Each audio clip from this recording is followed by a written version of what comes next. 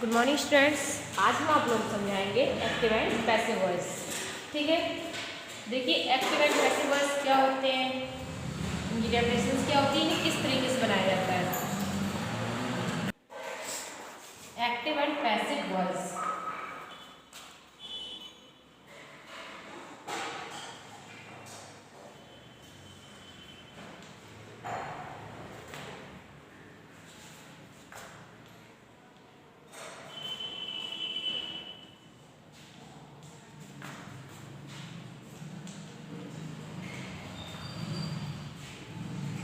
Active and passive voice.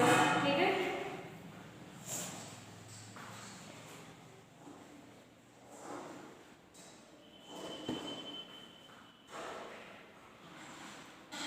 देखिए active voice की definition क्या होती है, वॉइस की डेफिनेशन क्या होती है। तो वॉइस का मतलब होता है वाच्य। ठीक है, सबसे आएगा वॉइस। वॉइस का मतलब होता है वाच्य। ठीक है, वाच्य यानी कि वाक्य का मतलब क्या आता है, वाक्य यानी कि सेंटेंस। ठीक है, उसके बाद आएगा एक्टिव वॉइस के दो पार्ट्स होते हैं, active voice and passive voice. पहला एक्टिव वॉइस यानी कि कर्तवाच्य। एक्टिव वॉइस को बोलती है कर्तवाच्य। ठीक है, उसके बाद आएगा पैसिव वॉइस।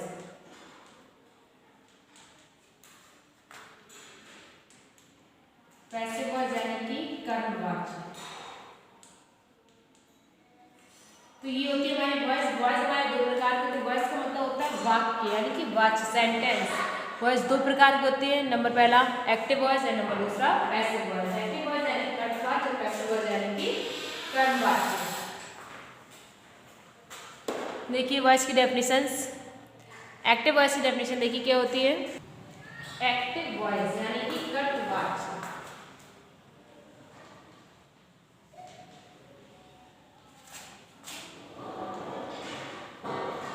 एक्टिव वॉइस यानी कि कर्तवाच्य।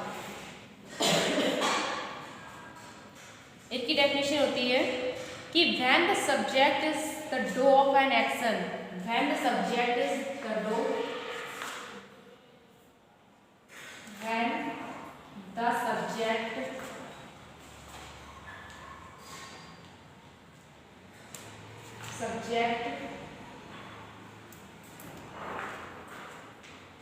is do of an action, is do of an action,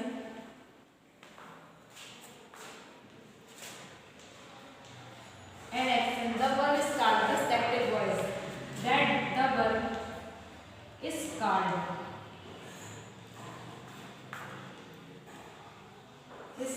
the active voice.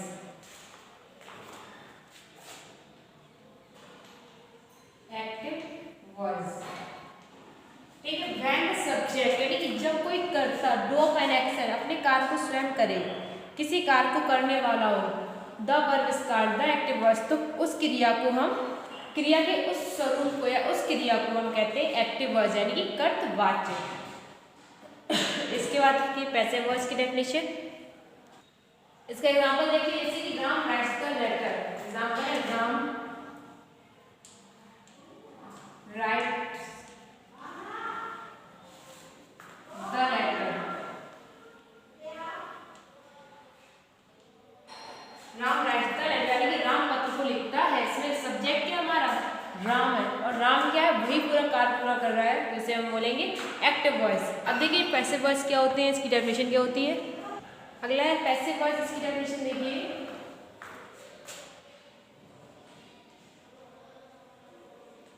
Passive voice, passive voice की डेफिनेशन है कि when the subject is not the doer of an action but receiver of the verb, when the subject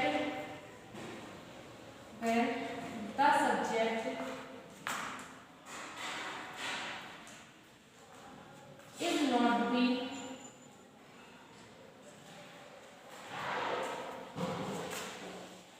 doer of an action but it's the receiver.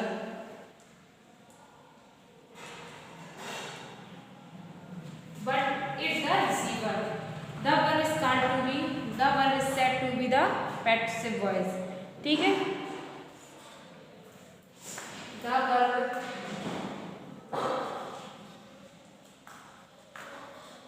is said to be to the passive voice.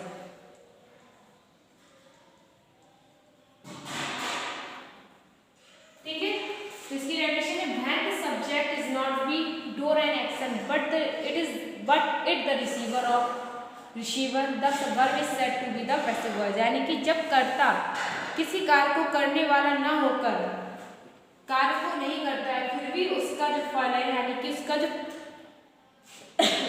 Result है उसे मिलता है तो उसे हम कहते हैं passive voice यानी कि कर्मवाच्य.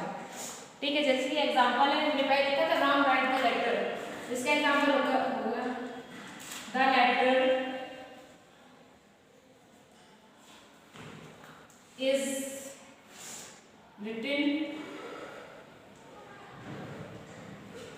written by Ram. ठीक है, the letter is written by Ram. ये तो तीन लोगों की डेफिनेशन. अब देखिए इन्हें किस तरीके से बनाते हैं. तो ये जो एक्टिव वॉइस होता है उसे हम पैसिव वॉइस में चेंज कर देते हैं. ठीक है, एक्टिव वॉइस यानी कि एक्टिव वॉइस को हम चेंज करेंगे पैसिव वॉइस में. तो इसे अब चेंज करते हैं तो इसके कुछ नियम होते हैं, कुछ रूल्स बताए गए हैं.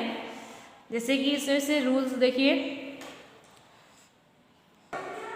रूल्स जो होते हैं सिर्फ पैसिव वॉइस के लिए होंगे, एक्टिव वॉइस के लिए नहीं होंगे. क्योंकि जो एक्टिव वॉइस होगा हमारा सिंपल सेंटेंस होता है.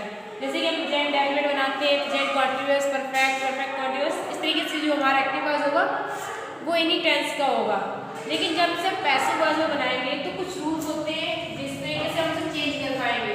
जैसे कि नंबर पहला है कि किसी एक टेंस को पैसिव वॉइस बनाते समय दूसरे टेंस में चेंज कर देते हैं. किसी एक टेंस को पैसिव वॉइस बनाते समय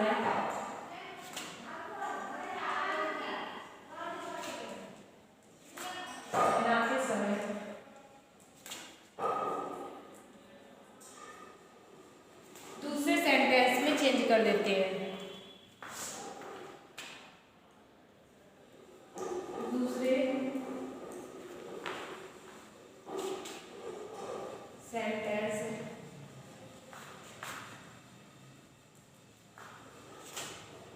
में चेंज करते हैं. ठीक है, रूल्स इसका कि किसी एक टेंस को पैसिव वॉइस बनाते समय दूसरे टेंस में सेंटेंस में चेंज कर देते हैं. जैसे कि हम अगर प्रेजेंट डेफिनेट टेंस की पैसिव वॉइस बनाएंगे तो इसे हम किस में चेंज करेंगे, प्रेजेंट कॉन्टिन्यूअस में. यानी कि एक जो टेंस होता है उसे अगली टेंस में चेंज कर देते हैं. प्रेजेंट डेफिनेट प्रेजेंट कॉन्टिन्यूअस में, प्रेजेंट कॉन्टिन्यूअस को प्रेजेंट कॉन्टिन्यूअस में रहता है, इसका चेंज नहीं होता है. प्रेजेंट परफेक्ट को परफेक्ट कॉन्टिन्यूअस में. इस तरीके से सेंटेंस को अपने चेंज करते हैं. ये था इसका रूल नंबर पहला. दूसरा रूल है इसका कि ऑब्जेक्ट एंड सब्जेक्ट चेंज हो जाते हैं. दूसरा रूल है कि इसमें ऑब्जेक्ट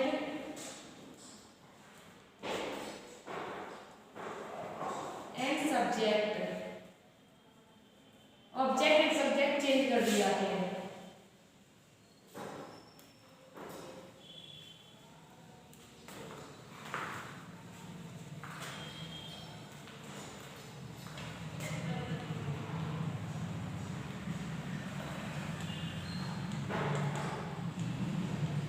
दूसरा रूल है कि ऑब्जेक्ट एंड सब्जेक्ट चेंज होते हैं. यानी कि जब हम पैसिव वॉइस बनाएंगे तो जो ऑब्जेक्ट होता है उसे हम सब्जेक्ट की जगह रख देंगे और जो सब्जेक्ट होगा उसे हम ऑब्जेक्ट की जगह रख देंगे. तीसरा रूल है इसका कि इसमें वर्ब की थर्ड फॉर्म का प्रयोग करते हैं. इसमें वर्ब की थर्ड फॉर्म लगाते हैं. इसमें वर्ब की थर्ड फॉर्म लगाते हैं. चौथा रूल है कि हम हेल्पिंग वर्ब हमेशा उस टेंस की वजह बनाएंगे जिस टेंस में हम पैसिव वॉइस बना रहे होते हैं. ठीक है, सहायक क्रिया यानी कि हेल्पिंग वर्ब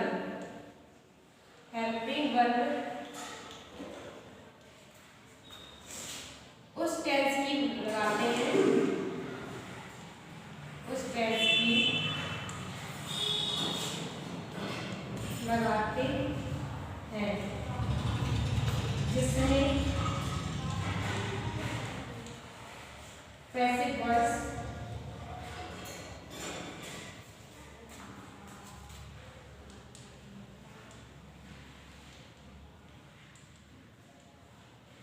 बनाते हैं, ठीक है। हेल्पिंग वर्ब उस टेंस की लगाते हैं जिसमें पैसिव वॉइस बनाते हैं, यानी कि प्रेजेंट डेफिनेट को जैसे अगर हम प्रेजेंट कॉन्टिन्यूअस से चेंज करेंगे पैसिव वॉइस बनाते समय, तो हेल्पिंग वर्ब प्रेजेंट कॉन्टिन्यूअस की ही लगाएंगे, ना कि प्रेजेंट डेफिनेट की। ये इसके 4 रूल्स थे। एंड सबसे आखिरी रूल्स है कि जब ऑब्जेक्ट को लिखा जाता है सबसे आखिरी में, तो हम बाई का प्रयोग करते हैं, ठीक है। जब ऑब्जेक्ट को लिखा जाता है तो बाई का प्रयोग करते हैं। इसका सबसे लास्ट सेंटेंस रूल्स है इसका कि सिर्फ 8 टेंसों की पैसिव वॉइस बनाते हैं, क्योंकि हमारे टेंस जो होते हैं वो 12 होते हैं, लेकिन जब पैसिव वॉइस बनाएंगे तो क्या करेंगे, सिर्फ 12 टेंस की पैसिव वॉइस बनते हैं, सारे टेंस पैसिव वॉइस में नहीं आते हैं। देखिए कौन कौन से 12 टेंस है जिनकी हम 8 टेंस है जिनकी हम पैसिव वॉइस बनाएंगे। देखिए जिन टेंसों की पैसिव वॉइस हम बनाएंगे, सबसे पहले हम ये लिखेंगे जिनकी पैसिव वॉइस बनाते हैं। सबसे पहला present indefinite, present indefinite,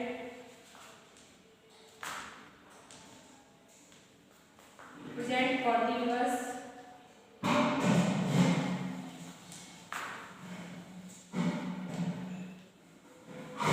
continuous, present perfect. उसके बाद आएगा past indefinite,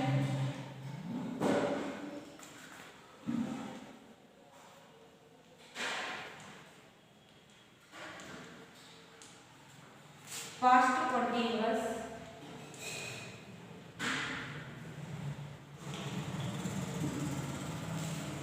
past perfect,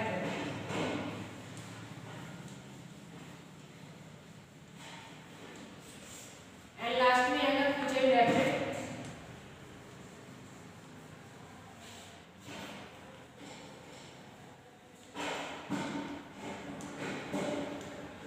and future perfect tense.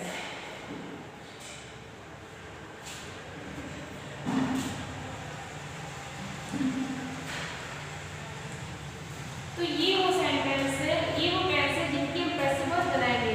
कौन से, present indefinite tense, present continuous tense, present perfect. इसके बाद past indefinite, past continuous, past perfect, and future indefinite, future perfect tense. ये वो 8 tense है जिनकी हमें पैसिव वॉइस बनानी होती है, ठीक है, जिनकी पैसिव वॉइस बनती है। इसके बाद जो हमारे 4 टेंस छूट रहे हैं, कौन से छूट रहे हैं, present perfect continuous, past perfect continuous, future continuous and future perfect continuous. ये 4 सेंटेंस हमारे बचते हैं जिनकी हम पैसिव वॉइस नहीं बनाते हैं, ठीक है। और देखिए पैसिव वॉइस किस तरीके से बनाएंगे, जैसे कि प्रेजेंट डेफिनेट है, एक्टिव वॉइस हमारा प्रेजेंट डेफिनेट दिया गया है तो उसे हम चेंज करेंगे प्रेजेंट कॉन्टिन्यूअस में, ठीक है। लेकिन प्रेजेंट कॉन्टिन्यूअस का अगर एक्टिव वॉइस दिया जा रहा है तो इसे हम प्रेजेंट परफेक्ट में चेंज नहीं करेंगे, इसे हम कॉन्टिन्यूअस में ही रहने देते हैं। इसी प्रकार प्रेजेंट परफेक्ट को चेंज करते हैं प्रेजेंट परफेक्ट कॉन्टिन्यूअस में, उसके बाद परफेक्ट कॉन्टिन्यूअस का पैसिव वॉइस नहीं बनता है। फिर पास्ट इंडेफिनिट, पास्ट इंडेफिनिट को चेंज करेंगे पास्ट कॉन्टिन्यूअस में, पास्ट कॉन्टिन्यूअस को कॉन्टिन्यूअस में रहने देते हैं और पास्ट परफेक्ट को पास्ट परफेक्ट कॉन्टिन्यूअस में। ऐसे ही फ्यूचर इंडेफिनिट टेंस है, फ्यूचर इंडेफिनिट को फ्यूचर कॉन्टिन्यूअस में तो चेंज कर देंगे, लेकिन फ्यूचर कॉन्टिन्यूअस की पैसिव वॉइस नहीं बनाई जाती है। तो क्या करेंगे, फ्यूचर परफेक्ट, फ्यूचर परफेक्ट की बनाएंगे फ्यूचर परफेक्ट कॉन्टिन्यूअस में, ठीक है। इस तरीके से हमारे पैसिव वॉइस बनाए जाते हैं। एक टेंस को दूसरे टेंस में चेंज किया जाता है। चेंज करने के लिए कुछ रूल्स होते हैं। सबसे पहला चेंज ये भी होता है कि इसमें हेल्पिंग वर्ब, इसमें सब्जेक्ट ऑब्जेक्ट चेंज कर दिए जाते हैं। फिर हेल्पिंग वर्ब उस टेंस की लगाते हैं जिसमें हम पैसिव वॉइस बनाएंगे। वर्ब की third form are compulsory and by is compulsory है। सब लास्ट में आएगा हमारे सब्जेक्ट। अब देखिए आगे कि किस प्रकार से सब्जेक्ट को ऑब्जेक्ट में और ऑब्जेक्ट को सब्जेक्ट में चेंज करेंगे। यदि किसी का नेम आ रहा है, क्योंकि सब्जेक्ट ऑब्जेक्ट आपस में बदले जाते हैं, ठीक है। सब्जेक्ट ऑब्जेक्ट, सब्जेक्ट वाक्य आरंभ में आता है, ऑब्जेक्ट लास्ट में आता है, ठीक है। लेकिन जब पैसिव वॉइस बनाएंगे तो ये जो ऑब्जेक्ट होता है वो यहाँ आ जाएगा, सब्जेक्ट जो और सब्जेक्ट जो हो वहाँ आ जाएगा। लेकिन जो लिखा होता है वही नहीं लिखते हैं, उसे हम लोग चेंज कर देते हैं। यदि नेम आ रहा है, किसी का नेम आ रहा है तो नेम का कोई चेंज नहीं होगा, तो नेम का नेम नहीं आ जाएगा। आई है, आई को जब ऑब्जेक्ट में लिखेंगे तो आई का चेंज करते हैं मी में, ठीक है। ही का हिम, सी का चेंज करते हैं हर में, दे देम। ये वो सब्जेक्ट है जो चेंज हो जाते हैं। आई का हिम में, ही का हिम में, सी का दे में, हर में, दे का देम। और उसके बाद आएगा यू। तो यू का नो चेंज, यू का कोई चेंज नहीं होता है, तो उसका हम यू ही रखते हैं, चाहे वो सब्जेक्ट हो या ऑब्जेक्ट। उसके बाद आएगा वी। वी को हम चेंज करते हैं असली। ठीक है, तो ये हु आएगा, हु का चेंज करते हैं हुम। ठीक है, तो ये हमारे एक्टिव वॉइस से पैसिव वॉइस बनाने का तरीका है, यानी सब्जेक्ट ऑब्जेक्ट चेंज करने का तरीका है कि जब किसी का नाम आ रहा है तो वो चेंज नहीं होगा, लेकिन यदि आई आ रहा है तो मी में चेंज करेंगे, यदि मी आ रहा है तो उसे आई में बदलेंगे, यानी कि आगे पीछे कर देते हैं इन दोनों को। ठीक है, ये तो हो गया चेंज करने का। अब किस तरीके से इन सेंटेंस को हम बनाएंगे, देखिए किस तरीके से हम सेंटेंस बनाएंगे। तो देखिए नॉर्मली हमारा एक्टिव वॉइस कैसे दिया जाता है,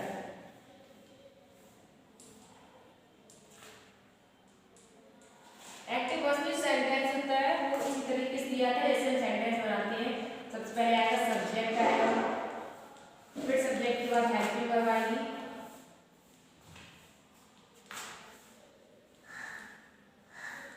उसके बाद वर्ब की फॉर्म, क्योंकि सेंटेंस हमारा सिंपल है, किसी में भी हो सकता है, प्रेजेंट में भी हो सकता है, पास्ट में भी हो सकता है, फ्यूचर में भी हो सकता है। ठीक है, यहाँ पे वर्ब एंड सबसे लास्ट में आएगा ऑब्जेक्ट। ये तो हो गया हमारा एक्टिव वॉइस, यानी हमारा एक्टिव वॉइस में सेंटेंस है वो सिंपल दिया जाएगा। लेकिन जैसे हम पैसिव वॉइस बदलेंगे, पैसिव वॉइस में बदलते हैं तो किस तरीके से बदलेंगे, देखिए सबसे पहले पैसिव वॉइस सबसे पहले चेंज होता है क्या कि सब्जेक्ट ऑब्जेक्ट आपस में बदले जाते हैं, यानी कि जो ऑब्जेक्ट आखिरी में लिखा होता है जब पैसिव वॉइस बनाते हैं तो उसे हम लिख देते हैं स्टार्टिंग में। ठीक है, फिर उसके बाद आया हेल्पिंग वर्ब। तो हेल्पिंग वर्ब वो नहीं लगाएंगे जो हमारी एक्टिव वॉइस में लगेगी, बल्कि हेल्पिंग वर्ब हम वो लगाएंगे जो हमें पैसिव वॉइस में यूज करनी होती है। ठीक है, जैसे कि प्रेजेंट डेफिनेट का सेंटेंस दिया गया, उसे प्रेजेंट कॉन्टिन्यूअस चेंज कर देंगे, तो कॉन्टिन्यूअस की ही हेल्पिंग वर्ब लगाएंगे, इज आ रहा है वो भी सब्जेक्ट यानी ऑब्जेक्ट के अनुसार। यहाँ पे हेल्पिंग वर्ब सब ऑब्जेक्ट के अनुसार लगानी है।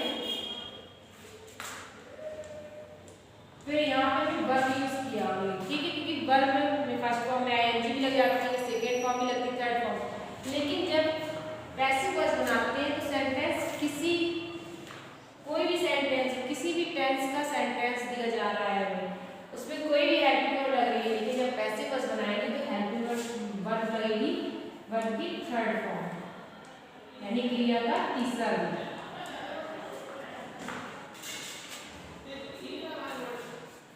ठीक है, इसके बाद सबसे लास्ट में क्या था बाई। बाई के पास पूरा सेंटेंस जब हमारा फिनिश हो गया तो रहेगा ऑब्जेक्ट लिख दिया, एक्टिव लिख दी, वर्ब की थर्ड फॉर्म आ गई, बाई लिख दिया, बचा क्या हमारा सब्जेक्ट। तो सब्जेक्ट ये जो बचता है इसे हम लिखेंगे सबसे आखिरी में। इस तरीके से हमारा जो पैसिव वॉइस बनाया जाता है, एक्टिव वॉइस से पैसिव वॉइस बनाया जाता है। ठीक है, कि सबसे पहले सब्जेक्ट ऑब्जेक्ट आपस में बदल दिए जाते हैं, फिर ऑब्जेक्ट के अनुसार हेल्पिंग वर्ब लगाएंगे उस टेंस की जिस टेंस में हमें चेंज करना है। फिर वर्ब की थर्ड फॉर्म आएगी जो कि कंपलसरी होती है, बाई वो भी कंपलसरी होता है, सबसे लास्ट में आएगा सब्जेक्ट। ठीक है, तो ये थे रूल्स पैसिव एक्टिव वॉइस से पैसिव वॉइस बनाने के। ठीक है, अब सबसे पहला हमारा टेंस आएगा प्रेजेंट डेफिनिट टेंस, क्योंकि जिस तरीके से हम टेंस बनाते हैं जिस सीरियल में बनाते हैं पैसिव वॉइस भी हमारे उसी सीरियल में बनते हैं। ठीक है, सबसे पहला टेंस आएगा सीरियल से हमारा प्रेजेंट डेफिनिट। सबसे पहले प्रेजेंट डेफिनिट को हम चेंज करेंगे प्रेजेंट कॉन्टिन्यूअस में। जैसे हम सेंटेंस बनाते हैं 3 पार्ट्स में, अफर्मेटिव, नेगेटिव एंड इंट्रोगेटिव, उसी प्रकार से हमारे पैसिव एक्टिव पैसिव भी 3 पार्ट्स में बनते हैं, अफर्मेटिव, नेगेटिव और इंट्रोगेटिव।